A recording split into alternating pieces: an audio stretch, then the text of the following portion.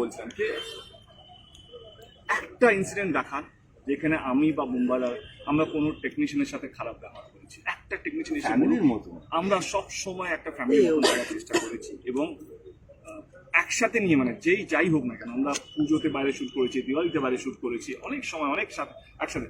আজকে যদি এই ন্যারেটিভটা দেওয়া হয় না কি আমরা টেকনিশিয়ান বিরোধী কাজ করছি, সেটা এটার চেয়ে দুঃখজনক এবং এইটার চেয়ে কষ্টজনক কোনো কাজ মানে হতে পারবে না। After serving in this industry for 45 years and 17 years কে না we are loved by technicians. মানে আমি কথা বলছি, টেকনিশিয়ানরা আমাকে যে ইলেকশন ক্যাম্পেনিং এর সময় তখন তারাই বলেছে যে দাদা আপনাকে জিততেই হবে, আমাদের মান সম্মান আপনাদের সঙ্গে, মানে এই জেতার পর আমি তো শুটিং শুরু করলাম, সেইখানে ওরা যে সেলিব্রেশন করেছে। তো আমি জানি এটা কোন দিকে যেতে পারে, এইটাকে বলা হবে এটা পলিটিক্যাল রং দেওয়া যেতে পারে।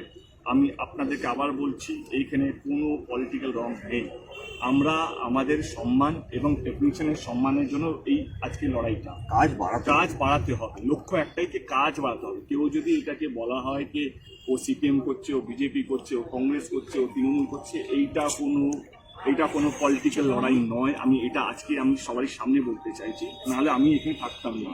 কারণ আমি সবসময় গত 10 বছরে অ্যাজ এ পলিটিক্যাল এমপি হিসেবে কোনোদিন এমন কাজ করিনি যাতে আমাকে মাথা নিচু করে থাকতে হয় বা এটা বলতে হয় যে না আমি এই লড়াইটা কোনো পলিটিক্যাল রং দেবেন না যারা দেওয়ার চেষ্টা করছে। এবং যারা পলিটিক্যালি রিপ্রেজেন্টেটিভ যারা চ্যানেলে বসবে তাদেরকেও একটা অনুরোধ করবো যে প্লিজ আপনারা সাপোর্ট করুন, আমাদের কোনো অসুবিধা নেই, কিন্তু দয়া করে এমন কোনো কথা বলবেন না, এমন কোনো মন্তব্য রাখবে না যেটাতে আমাদের এই লড়াইটা আরো কঠিন হয়ে যাবে।